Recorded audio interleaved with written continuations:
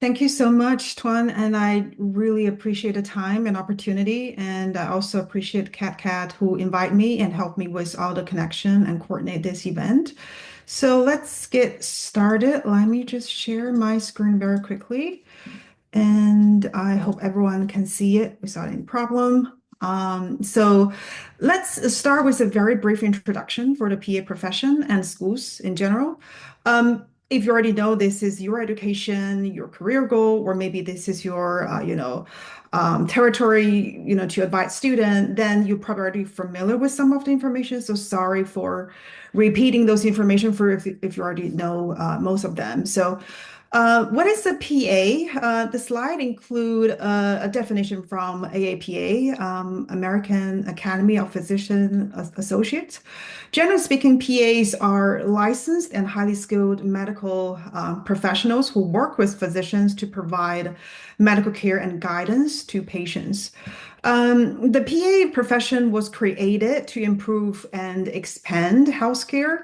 And the first PA class graduated from Duke University back in October 1967. So what do PA do? PA works collaboratively with physicians and other healthcare professionals to provide comprehensive care. PA is trained to perform a wide range of duties, including like examining patients, taking medical history, diagnose illness, prescribing medication, assisting in surgery and procedures. They also educate patients about their health condition and preventive care. Some of the PA do clinical research as well. So you can see it's really a variety of the things they are doing. And PA work in a variety of the specialty as well. Just as we said, including primary care, emergency medicine, surgery, and many more. This is the beauty the student will get by becoming a PA because they get the flexibility in their career, which opens up pretty much all specialties to them. This also means that PAs practice in every medical settings, like from hospital, clinics, surgical centers to like long-term care facility. Telemedicine is another new one, plus research and academic institution. Um, well, to talk about accreditation and how many programs, because the accreditation status keep changing for PA programs, so per ARC-PA, there are about 310 accredited PA program in the US now. Per California per CAPA CAPA, as of April 2025, there are about 23 PA programs are in California, and 13 of them are fully accredited. And proudly saying that Stanford PA remains the top one PA programs in California for years now. As we could imagine, there's a high demand for PAs because of the ever increasing need for patient care providers. For PAs, per US Bureau of Labor Statistic, estimated a job growth to be about 28% from 2023 to 2033, which is much faster than average. This slide shows you the median salary for PAs in both US and California. And obviously, the salary will depends on the specialty, the student practice, the professional experience that the PA has, and the location where they do their practice. So I hope all the data and information we just talked sounds promising and excited. Then let's move to the next portion. So how to get into a PA school and how to become a PA. It's definitely a journey and it's competitive. So I try to turn it into a game, seem to make it a little bit more relaxed. So talk about go to a PA school is typically like 4 steps you need to survive or go through. First, you do need a bachelor degrees. The most PA program will recommend like biology, health science, or related field, but it's not required for the most of the cases. But very common they do prefer to see you have certain prerequisite complete on your transcript, like anatomy, physiology, chemistry, and biology is the most common prerequisite. You probably will see like 99% of the PA program going to require that. And then prepare to take a GRE or another standardized exam like PA CAT, particularly if the program is required or highly recommended. And then it's getting healthcare experience. Per report, I believe the accepted PA student had about 2,000 hour plus average for patient care hours. Common roles could be like EMT, emergency medical technician, like medical assistant, or CNA, certified nursing assistant are another good example.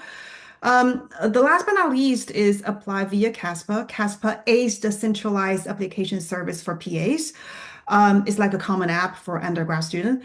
So during the CASPA application, you probably would be required to submit the letter of recommendation, personal statement, another essay, transcript, answer a bunch of questions, and you also probably will need to go through interview process if you've been selected by the program you apply. So let's talk about now you get into a PA school and then how to become a certified PA and maintain your license. It's also like four major milestones you need to go through. The first is obviously you do need to complete that master PA program. And normally PA program will be divided to two portions, didactic and clinic training. And it's normally about 2 to 3 years long. The first two-thirds normally is the didactic, and you may be required to take an end of didactic EOD exam at the end. And the last one-third is normally the rotation. And very likely you will be required to take an end of rotation exam at the end of each core rotation. And the second is pass the PANCE exam. That's the Physician Assistant National Certifying Exam, which is required to become a certified PA. And then after you pass the PANCE, get a state license, apply the state license, and the requirement may be vary, depends on the state you want to apply for. And at the end, you do need to recertify every 10 years, and you do need to complete a certain hours of the continued medical training for every 2 years. So this is a very high level overview, but hopefully if you are very new to this profession, and this may provide you with some basic information to start there. So now let's move to Stanford PA. A little bit history about our program. At Stanford, we have been educating PA for over 50 years. At the beginning, it was called Primary Care Associate Program, and it was actually within a collaboration with Foothill College back then. They were not Stanford students, they were Foothill College students, but we helped the training and educated about 2,000 students in that model. And back in 2017, we matriculated our first cohort in our master's program, and those are Stanford students. Since then till last year, we graduated about 137 students.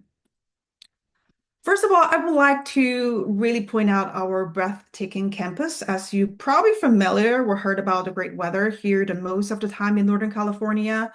And also because how our campus is laid out, particularly for Academic Medical Center, Stanford Hospital is right on campus next door to School of Medicine.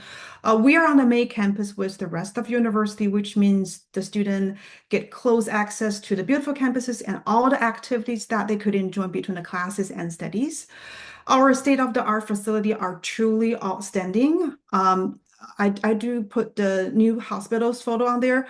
On the right hand, the top photo and the photo in the middle is our new adult and children hospital. They both were opened about 5 years ago. And the photo in the lower right corner is our Lee-Cushing Learning and Knowledge Center for School of Medicine, where it sits out a classroom and simulation lab. We do also have a cadaver lab. Our students do dissection. They normally will get paired up with our MD student and have fresh cadavers that they work through the anatomy course and then go back to the anatomy lab later in their education to do advanced clinical skills, things like intubation. A quite unique and unusual opportunity for a PA program. For any application, when they're looking for a PA program, or maybe this is the first cycle they try to apply through CASPA, the first things I will personally highly recommend that they check it out is the program mission and goals. the student really need to look into it and make sure the program is a good fit for their long-term education and career goal. And it's the same for the program. When we look at the student as a candidate, we would like to see how well they fit our program's mission and goals. And also for accreditation purpose, we need to make sure that the student we bring into the program contribute to our mission and goals as we promised. So here's our mission is to educate and train compassionate and diverse PAs who can provide high quality patient-centered care and are dedicated to improving access to healthcare and are inspired to become leaders in healthcare. More specifically for our goal, but due to the limited time today, I will not go in depth for our mission, for our goals. But we definitely value application that show some personal passion and interests that fit in the program goals. The student don't have to match with all six goals for sure, but at least there should be some overlap between your education and career goals with the program goals. And the next slide show our newest NCCPA pass rate, which is the PENS exam we just talked about in the early portion in the presentation. The entire class of 2024 at Stanford MSPA passed their PENS as the first time taker. To give you a bit of the context there, the national first time test taker for 2024 was 93%. We at Stanford, we used to always have 100% first time passing rate, but the data dropped down a little bit during COVID. All of those very few students who did not pass the first time, they all passed the second exam without any difficulty.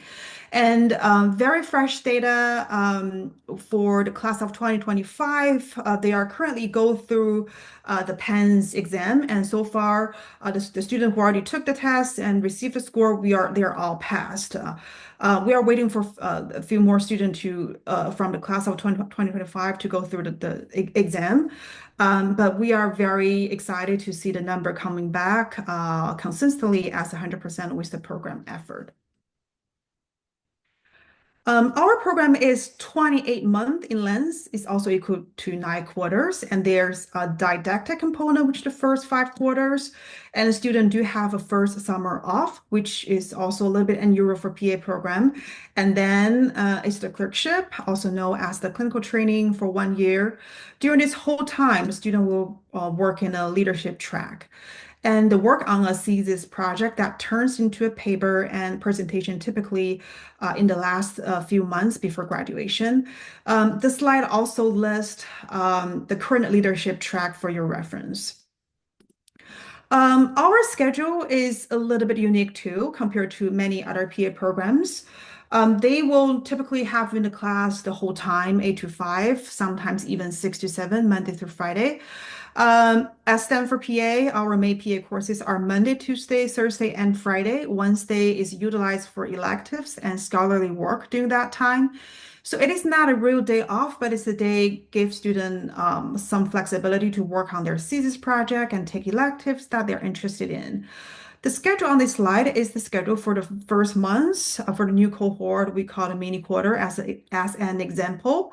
The schedule will look very similar, but probably slightly busier than this by moving forward. Once they will always leave for thesis and electives, and the rest of the week will be pretty full with the core classes during the didactic period. Talking about electives, the student will have tons of options. They pretty much can take anything as long as it fits their schedule. Most of the electives offered in School of Medicine are on Wednesday because MD students also have Wednesday designated for electives. We always see students taking electives from School of Business or School of Education. As I said earlier, we are on the main campuses. That's the beauty. So students fully get a full access from Stanford Education. Many students do take electives that helps their research and thesis project, like they may take capstone courses is a very common one.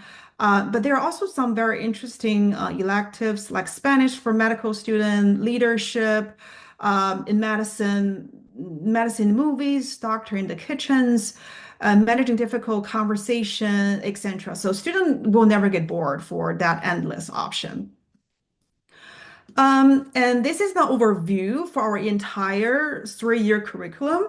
As I said earlier, we have a 5 quarter for the didactic portion and then 4 quarter for the clinic training. And our class size right now is about 28 to 29 students. Again, to respect our time today, I will not go into detail for those curricula, but I do want to emphasize that we are currently under a curriculum redesign and upgrading process. I don't have the final information to share, but please come back to our website. We do list all up-to-date curricula and study plan there.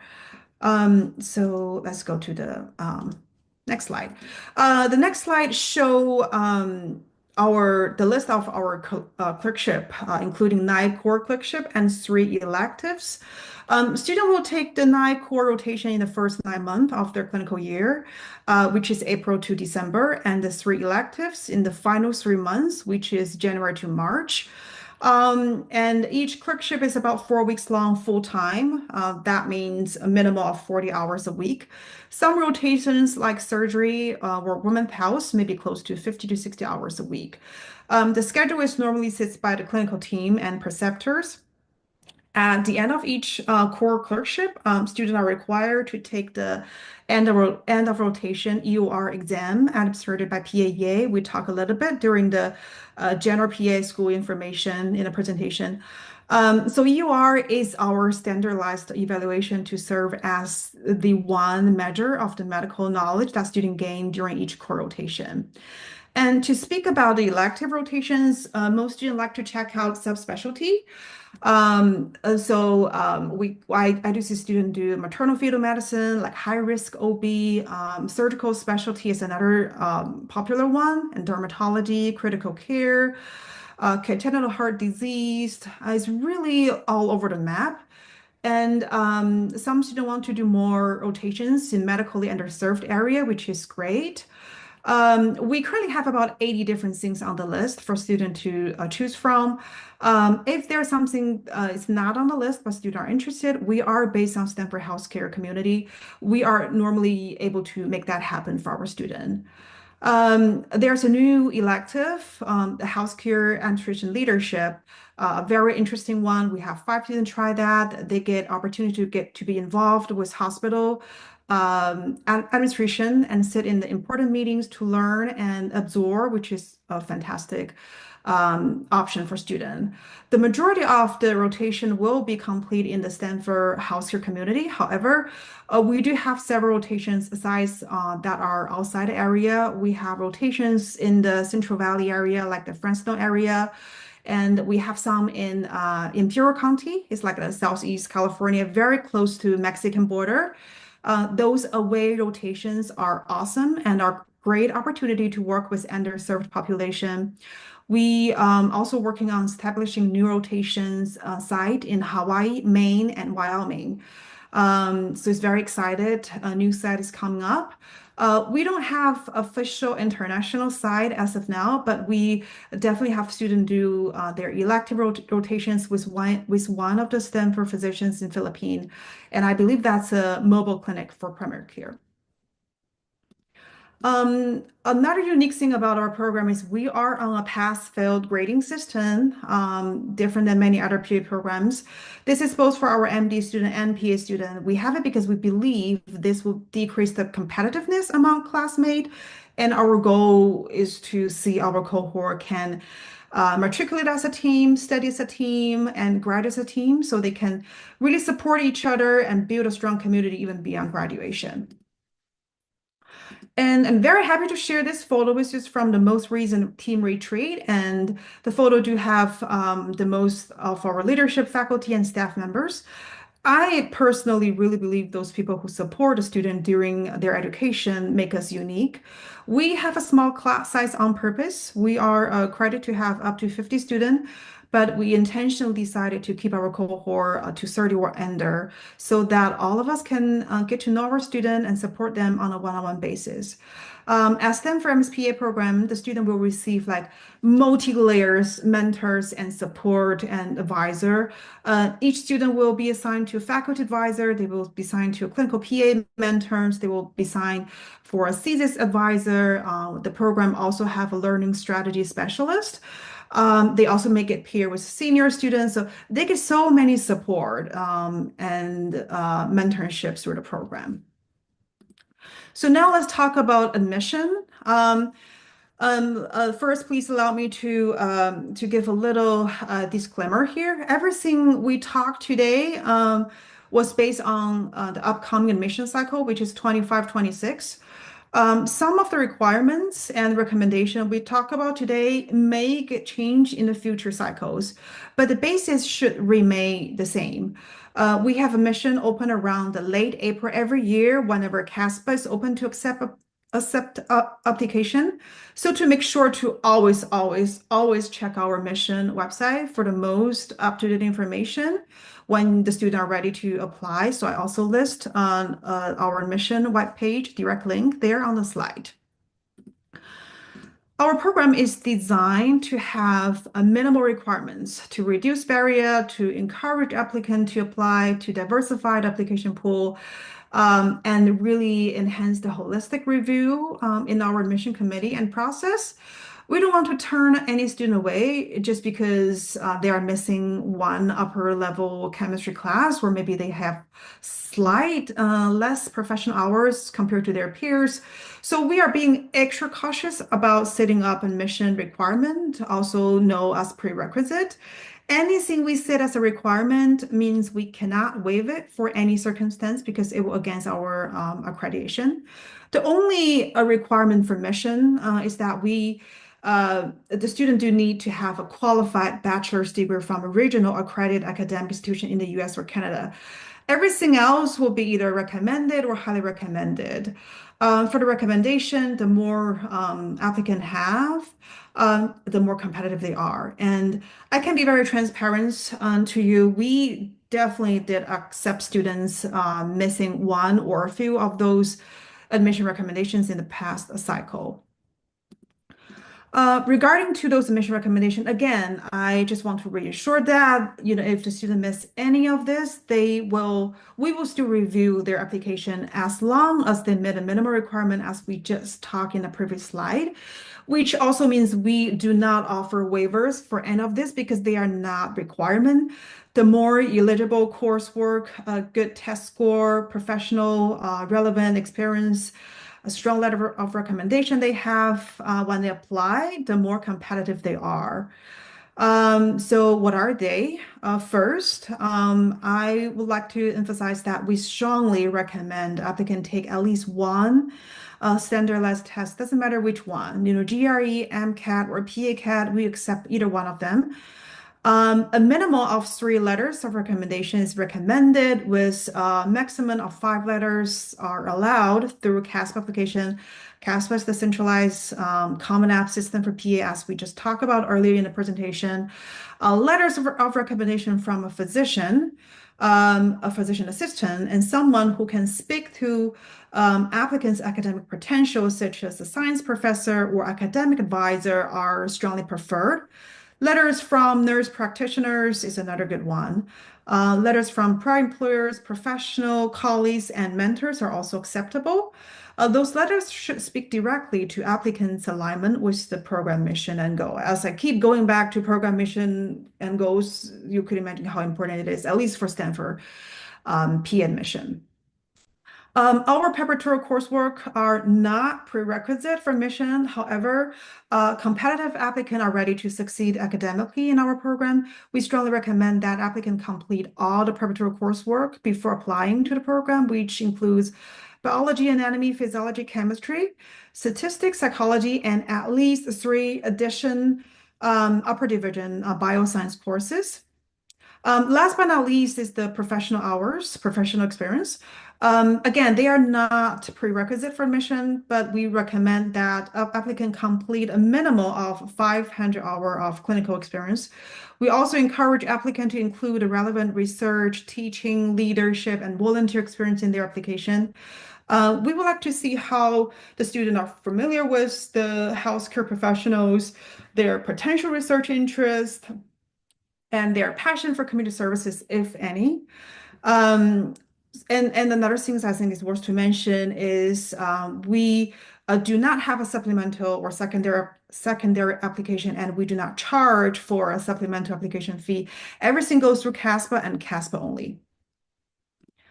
And to speak about the practical part of mission, what does the timeline looks like? The slides show you the exact timeline for the upcoming cycle, 25-26. And this timeline will look very similar for future cycles. I don't see our program is changing them dramatically for any reason.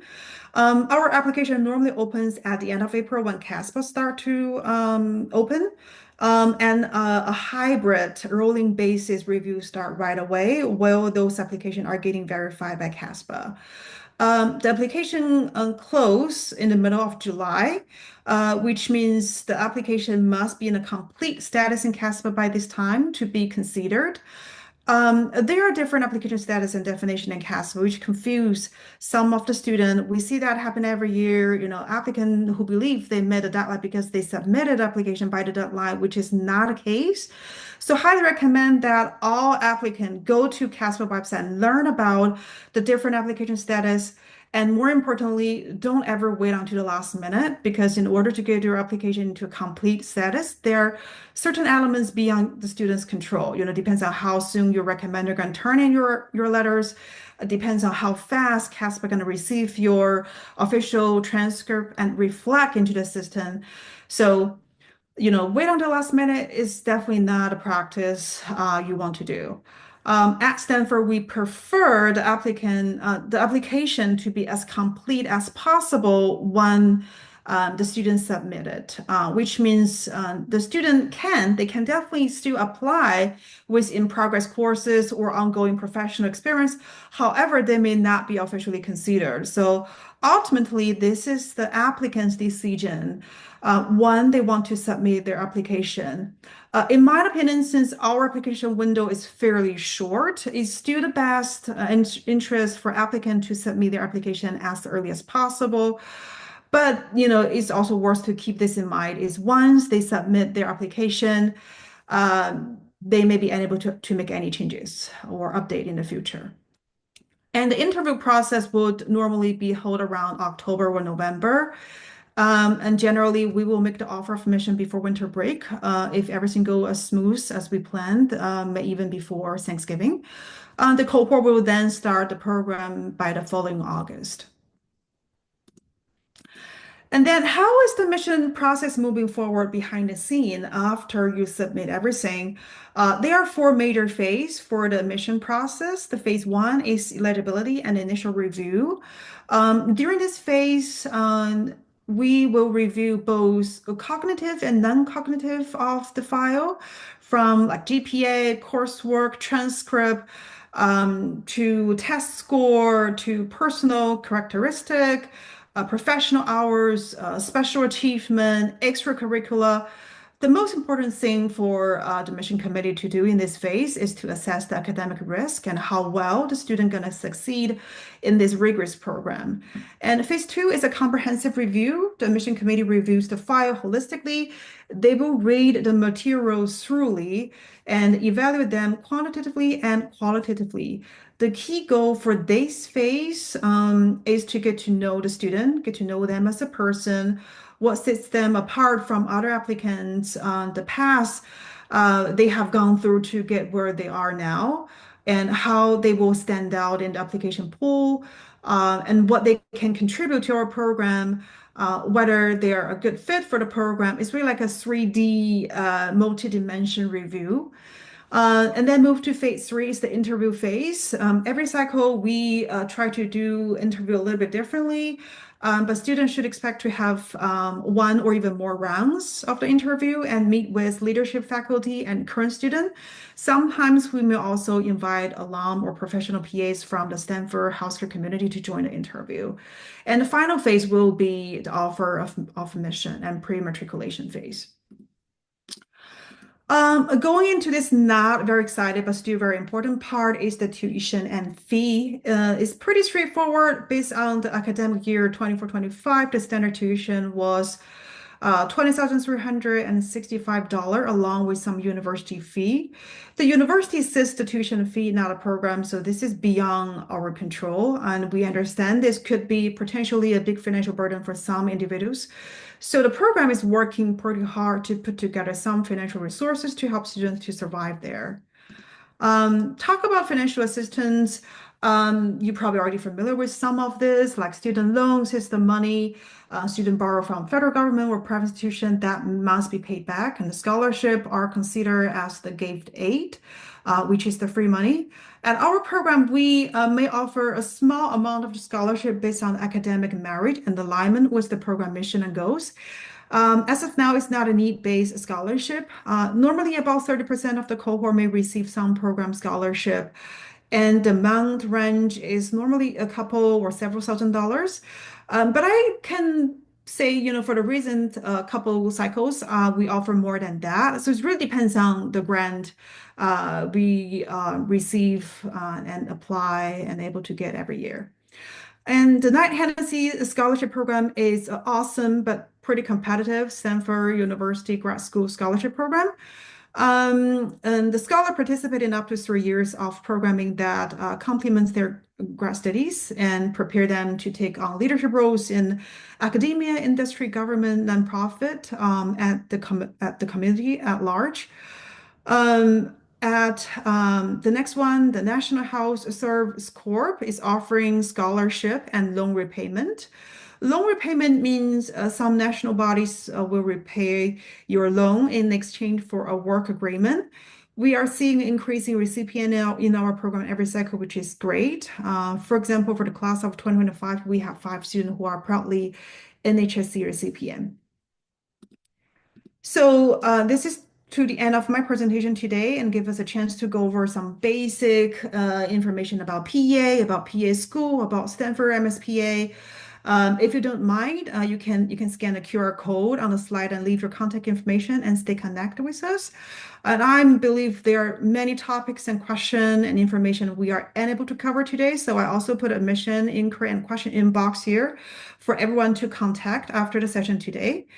And if you have any question we are unable to address or am unable to answer it today, feel free to send me an email over there. So let me stop sharing my screen and turn the mic back to Tuan. Thank you so much for a good overview of Stanford's PA program. It looks like already we already have about a dozen questions, so definitely we're going to leave about 20 minutes for the Q&A session. Okay. If you don't mind, the Chapman representative, although she wasn't able to make it today, did send us a number of links and resources available. What I could do is just pull that up really quickly to show what was provided. And also I'll give you my quick insight into Chapman's program, especially for students, as they're looking at applying for that program. Okay. Let me say, I'm not going to speak per se for Chapman's PA program, but because I did attend their tour, they actually gave us some really good insights to their program. It's like, oh, wow, I did not know that. Oh, that's such a great information that students and or counselors should know about. So if I may, I'm going to share my screen.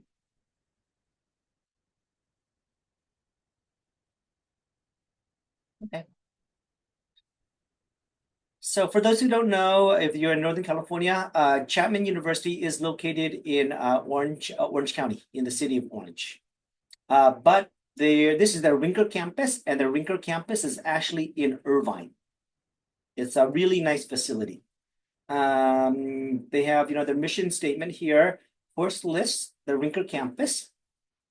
Okay. If you want to look at their prerequisites and requirements, there's a link for that. Clinical rotations, outreach, and Q&A.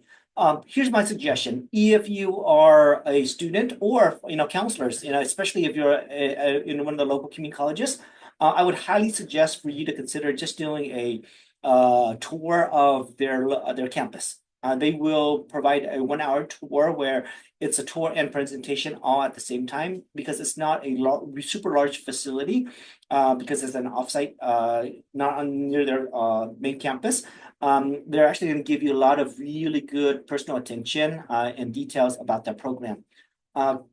Also, I know that they provided us with their curriculum right here for the students who do get in. Couple of few things I could share about their program that I know. Each year they only accept 50 students. Okay, I can't recall how many students apply, but it is a very competitive program. I'm assuming also Stanford. Generally speaking, I know that for PAs it's quite competitive through especially for the California PA schools. Of the 50 students that does get admitted, 20%, 10 students actually get potentially they have a scholarship for full ride scholarship.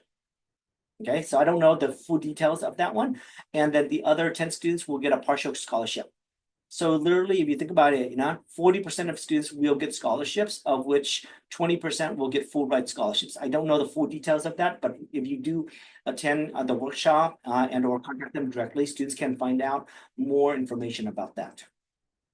The other thing I would share, especially with students, and the counselors who are advising students, is this. If it's a student coming from community college directly into university and they're graduating at 22, 23, and they don't have a ton of experiences, maybe they just made the bare minimum of that 1,000 required clinical hours, okay? For those students, my sense from hearing from them is you actually have to be an extra strong student in everything else. The GPA, really high GPA, leadership, communication skills to really show that, because if not, then you're competing against other candidates who may have 300, 3,000, 5,000. I think the highest they had was someone because they worked as an EMT had 8,000. They said that their average students going into the program had about 3,000 hours of clinical experience. Okay. Anything else I could share? Overall, just overall facility.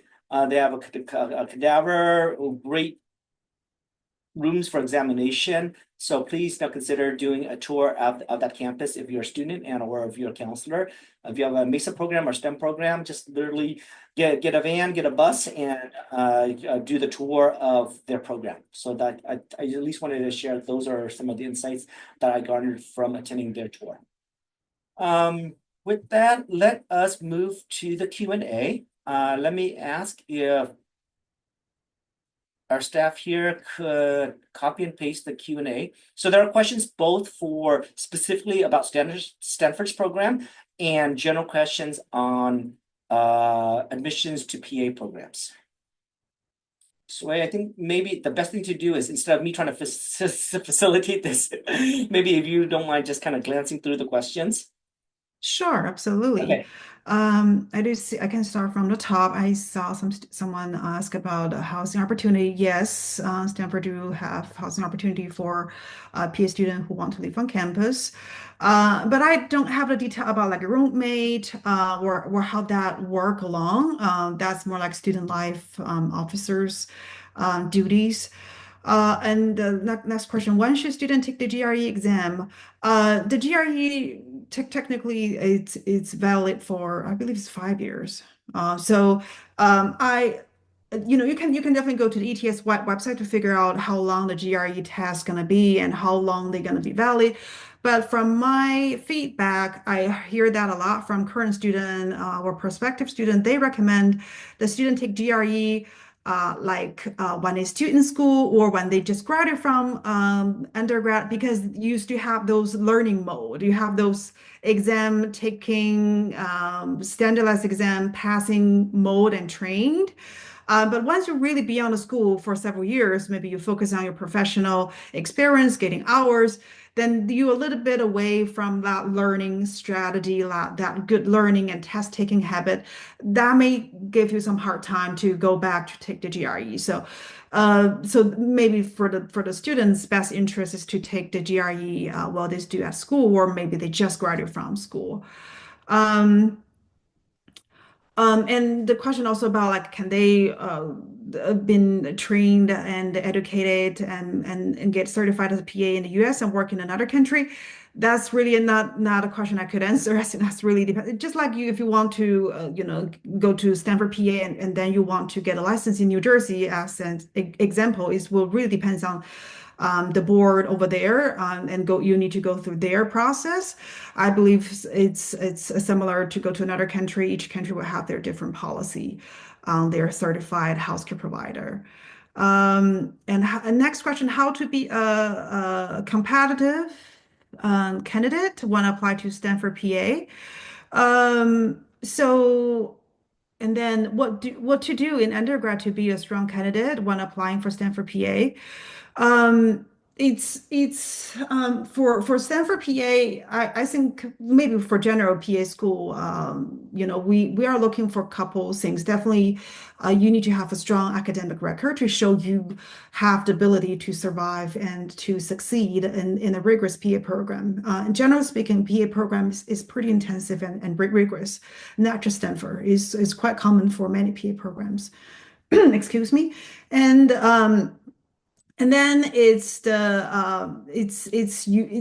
program alignment, program mission and goals alignment. What's your personal interest? Like we're gonna read your letter of recommendation, your personal essay, your life experience essay to really figure out, what's your goal and what's the purpose and how familiar you are with the healthcare professionals. And is there any alignment with the program mission and goals? I think that's the second things we really want to see. And the third is more likely through the interview and other part of your material as well is, are you competent to work with a team, to go through a rigorous program, to work with a very high-paced profession? And so that will typically, get most from the interview and in-person interaction with you. And how long is the PA program in Stanford? I think that I covered that in the presentation. Is 9 quarter long, is 28 months. And the typical PA school, it's about 2 to 3 years. That's pretty average. The next question, I'm currently in community college. Should I do my PA prerequisite during my bachelor? Also, I'm a psych major. Is that okay? So for major, again, check to different schools' requirement or preference. At Stanford, we don't have any requirement. We're not even preference in certain majors because I think that's probably true for many PA programs. Is the prerequisite also tell your academic background and your ability to study the hard science courses. So we don't really need to see you graduate from certain major as long as your prerequisite or your recommended preparatory work to show you have the ability. In terms of those coursework, should you take them in a two-year colleges or four-year colleges? Again, every school will have different preference. From my understanding and my experience with many other PA programs, the most school don't have a preference. The course could from two-year colleges or four-year university doesn't really make a difference. At Stanford, we give very slightly preference to the course came from four-year university, but the difference is very minimal. I don't see that become a huge weight in your application in the admission review process. Okay, and the next question. In my case, I'm a second-year student in community college. I have a letter grade for the class I took so far. Is that still okay when applying for? Oh yeah. So the pass and failed grading system is Stanford PA program. This is when you get into the program. We don't give student letter grade. We only give pass or fail grade. So for student who apply, that's a total different thing and different story. No need to worry about that if you have a letter grade. That actually even better because we do look GPA, right, as many PA school. And the next question, what advice and guidance would you give to applicants who have shift their focus from medical school to PA career? That's actually very interesting and very good question. Then I think it's not uncommon to see a student or applicant to have that shift. But more important is what's the reason behind, what's the logic behind, what's the story behind, and do you address them appropriately in your personal statement, in your professional experience, like what did you do and what changed your mind, what happened to your life? um, or you switch from medical school to PA just because you feel like it's an easier entrance or this is a better work-life balance. So what's the reason behind, and if that makes sense, is there any show your passion, your personal passion behind that switch? I think will be important to be included and addressed in your file. The next question, do I have to have research experience to get into a program? Absolutely no. As I said, the only hard requirement is a qualified bachelor degree. So for anything else, it's either recommended or highly recommended. We appreciate students show their research interest and passion and potential. However, more important, we want to see out of an application is what's your best interest? What do you want to do in your education and your career? If it's research, that's fantastic.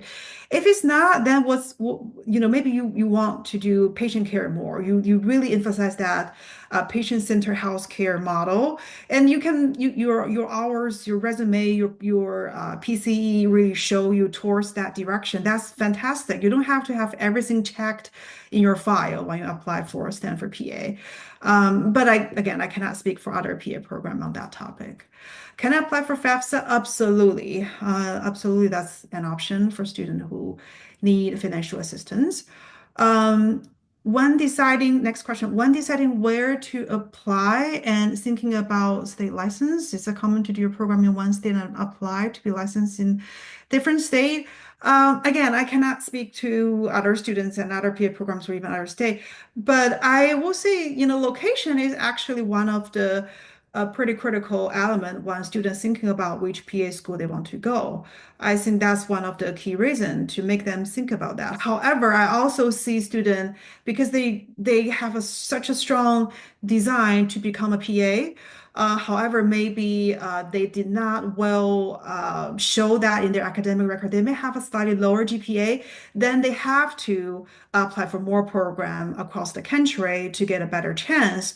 So, definitely is way more convenient if you go to a PA program in one state and apply and practice the license in the same state. However, that being said, I do see students travel across the country to get into a PA program and then come back to practice to support their local community or their hometown. That's, pretty common to see as well. So that's the student decision there. Oh, wow, great. Then there's a whole list of questions for Stanford PA. Do I have to research class size? I think I answer most of them. So, Should I? Sway, can I actually do this to make it also easier for the Q&A? I do see a few more questions here specifically Okay. about your program that I could kind of categorize it together, okay? Okay. And then maybe I could help with some of the Q&A also. Would you mind sharing your cohort profile stats, average GPA getting in range, okay? And also maybe the GRE also, if you know that. Sure. The cohort, the average GPA, it's a 3.6 above. It really depends. And also at the Stanford PA, we do look at all different type of GPAs. If you familiar with Casper, when you apply for Casper, you will see Casper going to generate a lot of different kind of GPA. The undergrad science, grad science, BCP. We do take all GPA into consideration, but average will be like 3. Close to 3.7, I will say. But I also want to say we did accept students who have slightly, lower GPA, even below 3.5. We have that, cases. It's not like we don't have a hard cutoff there for GPA. And for average hours, I would say is quite similar to the national average. Is above 2,000 hours. So we don't see we have significant higher average hours than Casper report for the average for accepted PA student. For GRE is we do prefer auto sub score is above 50% the percentile. We pay more attention than that more than the overall score. Yeah. And then, for medical school students, they're known to, a lot of them take gap years, okay? Do students typically, whether it be Stanford's program or PA programs in general, take gap years to get more competitive, especially with clinical hours? What's your experience or thought on that? Sure. Well, at Stanford, we don't give preference for students who do not take gap year or who do take gap years. When we review their file, we all just compare them fairly. There's no difference when we look at their file. But I should say the Stanford student, our average the average age for our cohort is slightly younger than the national average. I don't know what caused that, but that's just the stats show. But I also do hear, like I just talked to one student who graduated from UC Berkeley and come to us. She literally takes three gap years, so that's very common. And again, it's case by case. Some students may have the privilege and the resource to get everything they can in their undergrad year, but some students who may from a disadvantaged background may need more times to really strengthen their profile, which make total sense too. So we don't give preference. We do just look their file, like the prerequisite, the hours, their document, their essay. We don't really see a difference, or we don't give preference for either one of them. There's a question from a student who's an English language learner. Okay, because English is her second language. She may feel that the interview might be extra challenging for her. Basically, what would be your recommendation or advice for a student who is an English language learner? Sure, I love that language because I was an international student. English is not my first language for sure, so I can totally relate to that feeling and understand that nervous there. But I should say, our faculty member, our admission committee, they are awesome. They are great. They all from different background, have cross different life experience to get where they are now. So they understand. First of all, they understand. You don't need to nervous or scared about you're going to talk to people who cannot relate to you or who cannot understand your challenge. So we have a variety faculty member who gonna sits in the interview room with you and understand your feeling. And actually, we do value those students who overcome more challenge to their education, to their career. As a second language speakers, you definitely, at least for that perspective, for that aspect, you are overcome more challenge compared to other students who are using English as their home language. So actually, that's not your weakness. That could be your strengths. When you talk about how you overcome that challenge, what's the barrier you faced, and how you overcome that. So it's unnecessary to become your weakness. It actually could be a good uh, presenting point about yourself, and don't need to worry about your accent or your language ability. It's a communication is not just about language itself. um, I do remember not a incoming cohort, but the previous cohort, we had one student. I believe she's originally from Vietnam. Maybe she immigrant when she really young, but obviously her English skill is not like native speaker for sure. And I do remember I hear from faculty uh, interviewer talk about that interview. They love that student. They feel like the student, even though she didn't speak the fluent English as a native speaker. However, she showed how passionate she is, how she wants to support people, how she wants to support the local community. Especially, she wants to support those patients who don't speak English as their first language. So I think that's could turn to a very powerful story as well. So it, I understand. As an international student, as a a second language user, I totally understand that feeling. However, I don't think that's necessary to be something to be nervous or scary about. Actually, that's a very unique strength, other students may not even have. And then just to add to that, my just recommendation would be, definitely just take the time and to practice the interview. Okay. So if you could get a mentor, a faculty member, science faculty member, someone who's gone through the process and who really understands that. And then just even take an iPad and record yourself, see how you're coming across, good pace, good energy level, good flow of that. So it is something. And then of course, on the other end of it, exactly what Sway said, talking about your bilingual skills, that also be as being a possible asset. Looks like we're close to time, but there's one or two final questions. Let me ask Shui, for your program at Stanford, is there a recency requirement for the science classes? Do they have to be done in a certain number of years, like 5 years or 7 years, where they're still 10 valid? years. How many? 10 10 years. Yeah, Okay, yeah. perfect. Okay. And then besides the GRE, that's pretty much the only test, right? That they have to take for Yeah, entrance. and also GRE is is highly recommended, Oh, and recommended students test. don't have to take GRE, and they can take MCAT, they can take PACAT, whatever make them comfortable. Or if they feel like the rest of their academic record is strong enough, and they don't want to take a test, that's fine too. But we just highly recommend the student have at least one test in their file. Oh, Yeah. wow. I did not know that. Because I know that most other programs do require the GRE because my understanding is how much testing and assessments that students in the PA programs have to do. Looks Yeah. like there's one or two general questions. One student asked about tours of Chapman. Feel free to just click onto Chapman's PA program. And I know that also Ketchum too, here in the city of Fullerton for their PA program. They do almost like monthly tours of their facilities. So just go on there and request a tour. It's pretty simple to find the information online.